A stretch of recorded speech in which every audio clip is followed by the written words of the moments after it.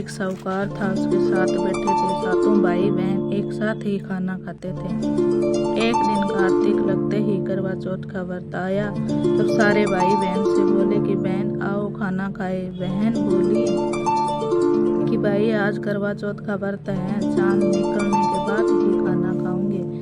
भाइयों ने सोचा कि बहन सारा दिन भूखी रहेगी, तो एक भाई ने दिया लिया, एक भाई ने छलनी लेकर दीवार के ओटे होकर दीवा चास जला के छलनी ढक दी और आकर कहा कि बहन तेरा चांद निकल आया, देख अर्घ दे लो।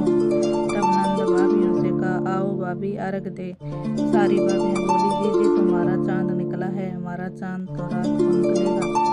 तब उसने अकेले ही अर्घ दे दिया और भाइयों के साथ खाना खाने बैठ गई। पहले गस्से में तोड़ते ही बाल आया, दूसरे गस्से में कंकड़ आया, तीसरे गस्से में तोड़ा तो ससुराल से बुलावा आ गया। भाइयों ने कहा बहन का आदमी बहुत बीमार है, जल्दी भेजो। माँ ने बेटी को पहनने के लिए 3 बार गुच्चा खोला, तीनों बार सफेद कपड़े निकले। तब लड़की के सफेद कपड़े ही पहना कर ससुराल भेज दिया और सोने का टक्का पल्ले बांध दिया और बोली कि रास्ते में कोई भी मिले उसे पैर छूती जाइए और सुहाग की आशीष देती जाइए। सोना टक्का गांठ बांध लेना। और माँ ने बेटी को यह कहकर विदा कर दिया। उसको रास्ते में जो मिला उसके पैर छुए, सबने ही आशीर्वाद दिए। इसीलिए उस पुती और 7 भाइयों की बहन हो, अपने भाइयों को सुख देखे किसी का भी सुहाग का आशीर्वाद नहीं दिया। ससुराल में पहुंचने पर छोटी नंद खड़ी थी। उसने नंद के पैर छुए तो वह कहने लगी इसीलिए उस पुती और 7 पुत्रों की माँ हो, मेरे भाई का सुख देखे। यह सुनकर उसने पल्ले की गांठ बांध ली और सोने का टक्का नंद को दे दिया। अंदर गई तो सासू जी ने पीढ़ा नहीं बिछाया और बोली ऊपर मरा पड़ा है, वहां जाकर बैठ जा। जब वहां गई तो उसने देखा कि उसका पति मरा पड़ा है। वह वहीं बैठ गई और उससे सेवन लगी। उसकी सासू सारी बची कुची रोटी दासी को देकर कहती पति सेवनी को रोटी दे आ। ऐसे होते होते मिक्सर की चौथ आई। चौथ माता बोली करवा ले भाइयों की ब्यारी करवा ले, एक दिन में चांदवानी करवा ले, घनी भूखी करवा ले। तब वह चौथ माता देकर बोली माता मेरे बिगड़ी तुम ही सुधारोगे, मुझे सुहाग देना ही पड़से। चौथ माता ने कहा वो की चौथ आएगी, वो मेरे से बड़ी है, वो तुझे सुहाग देगी। इसी तरह वो की चौथ आकर चली गई। माँ फागुन की चौथ आकर चली गई।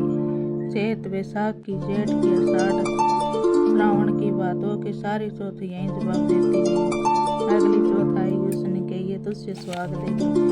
पीछे आसोज की चौथ आई, उस चौथ ने कहा तेरे पर कार्तिक की चौथ नाराज है, उसी से तेरा सुहाग लिया है, वो भी करना देसी। उसने पैर पकड़ कर बैठ जाइयो, यह कहकर वह चली गई।